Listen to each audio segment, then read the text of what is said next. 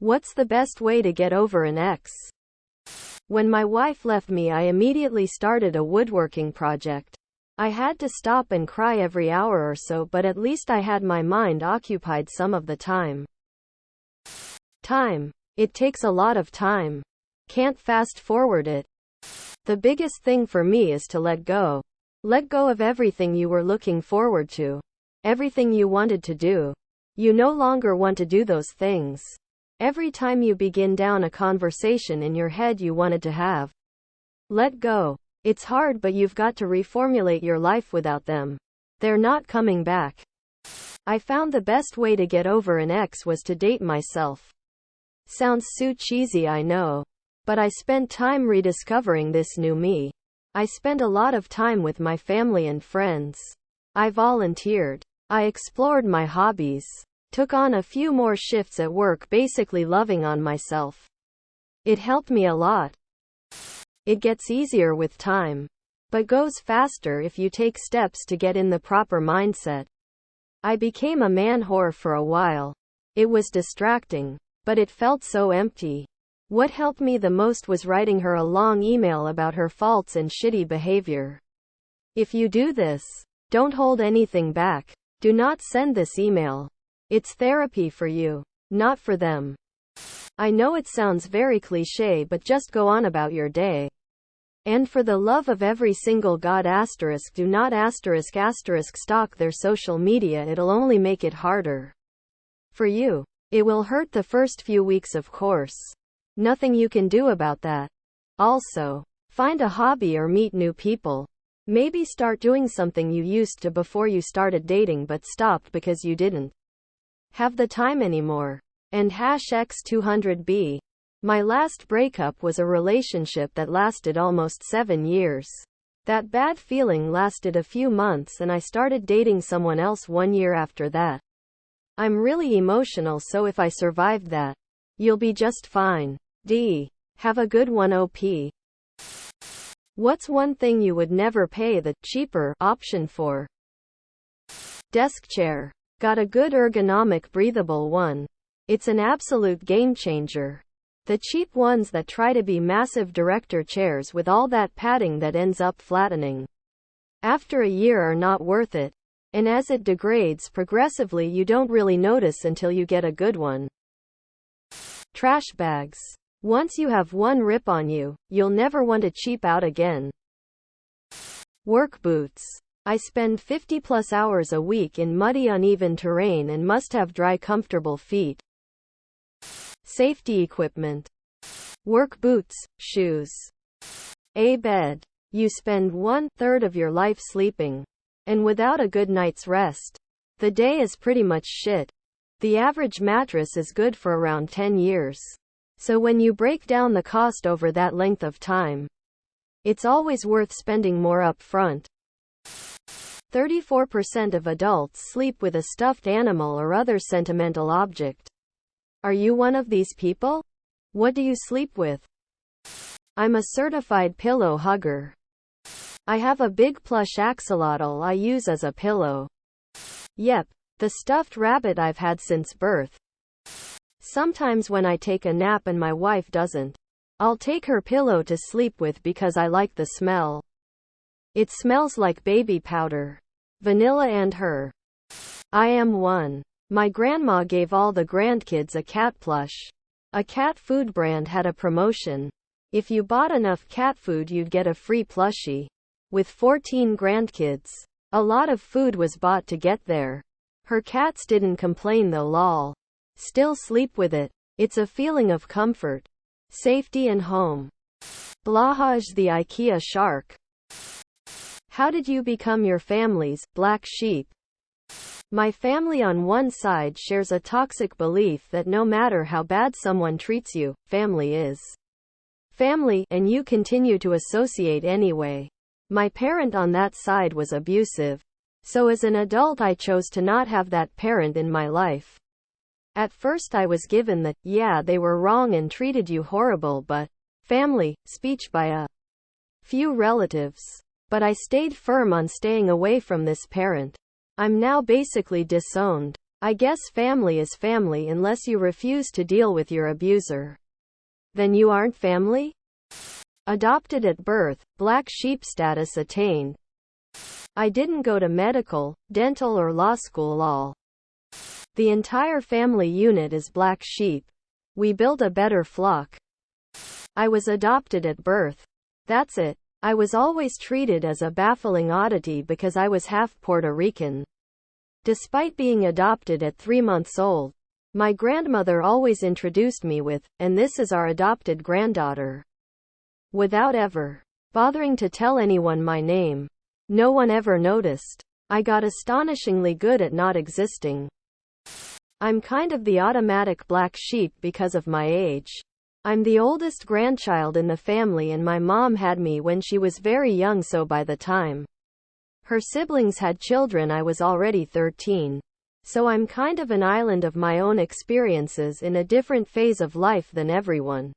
Too young to really hang with the adultier adults and too old to hang with all my cousins who are 13 plus years younger than me. Growing up, it was very isolating. It's gotten a bit better now that all of us are older. But I still don't really feel like I belong especially well anywhere. What is a true crime case that you want solved in your lifetime? As a Frenchman, I'd really like to know where Xavier Dupont de Ligons is. It's a big case in France of a man who killed his whole family, buried them under the terrace of the house and then disappeared. Yogurt shop murders in Austin. Setagaya family murder. https www.reddit.com/r/unresolvedmysteries/comments/eve_setagaya_the_shook_Japan UTM_source equals share and UTM_medium equals Android_app and UTM_name equals Android CSS and UTM_term equals 1 and UTM_content equals share_button. Emanuela Orlandi. Basically this 15-year-old girl was supposedly kidnapped, killed back in the 80s in the center of Rome. And many believe that the Vatican and Banda della Magliana, the most relevant criminal group in Rome at that time, were involved. It's a very famous case that never got to be solved, although the authorities reopen it on a yearly basis. There's a documentary about this on Netflix, but I can't tell whether it's only available in Italian. Madeleine McCann. Missy Bevers in Midlothian, Texas. What does it feel like to have emotionally supportive parents? I can 100% count on my parents. I am a grown-ass adult, but I know if I call them for anything, they are in my corner. I want to go to their house and hang? Come on. My house broke and I need help? Dad's loading his toolbox. Give us 20 minutes. I had a huge win in life? We are gonna celebrate and I'm gonna get told I'm awesome.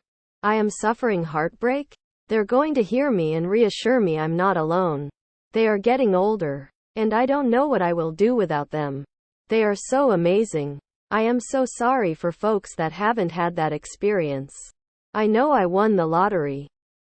My mom is literally a saint. She would take in our friends that had bad home lives and feed them. So many people to this day still love and adore her. She taught some of our friends to drive because the van has insurance. When I asked her what she would do if I was gay, she said, "I don't care as long as you give me grandkids to love." There were times as a kid where I'm sure other people would have kicked me out or given up on me. She loved me though every moment. I think because of her I ended up as a well-rounded individual. She would literally die for us if it meant my sister and I would be okay the rest of our lives. She's the reason I believe there's good in the world and why I don't think every human sucks. The crazy thing is my dad is the complete opposite of her. Almost every other adult in my life when I was growing up and even as an adult now has been incredibly disappointing. I almost think it's a catch for having such an amazing mother. I wish everyone had even an ounce of her in their lives. Like I can do anything. My parents are amazing and I'm so lucky. I was having a bad day. Went to my mom's and she noticed. She just held me as I cried for a bit. Snuggled up on the couch. Made me dinner. Got me a present since I was feeling down. I'm 26. It was nice to be able to let go. Let my mom take all my worries away and just be her little girl again. I don't know, but I sincerely hope my kids will be able to answer that. My father was always there. Mom and stepmom were both alcoholics. Have both died of alcohol-related issues since. Didn't talk to my mom until my 18th birthday. My father was incredibly supportive. And was absolutely amazing. He didn't always, rarely, had actual advice. But he listened judgment-free. He was a big supporter of letting me make my own mistakes and allowing me to learn from them. And would only step in when I was really about to fuck up. I trusted him with everything as a kid. The downside is, the separation into adulthood was extremely hard on him. We adopted a strong friendship at around 16. So come 18 we were more roommates than anything. Ended up getting into a fight while he was drunk one night. Even though we had a great relationship, I was itching to get out on my own anyways. He blubbered something along the lines of, "Get a real job or get out." I had an apartment lined up the next day. And 12 years later I'm still out on my own. I've always been a bit of a loner as long as I can remember. So once I moved out, it wasn't uncommon for me to go weeks of radio silence. And I think it really hurt him.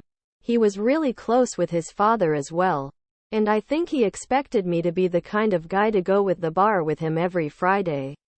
And hang out and watch NASCAR or something else really boring on the weekend. I wouldn't trade my dad, or my experiences with him for the world. But it is particularly difficult in my adulthood with my personality traits. But you know what? At 15 I called in my get out of jail free card. He always said, if I was in danger, no punishment, no questions, he would come get me. So I called him at 2 a.m. on a random weekday. Said I needed him there immediately. There's drugs, guns and alcohol. He slingshots into that yard sideways 5 minutes later. Slammed the door open. My friend and I piled in. And we never talked about it again. I think that very specific event shaped a lot of my life. And was a crowning achievement of his parental skills. Subscribe, my brothers.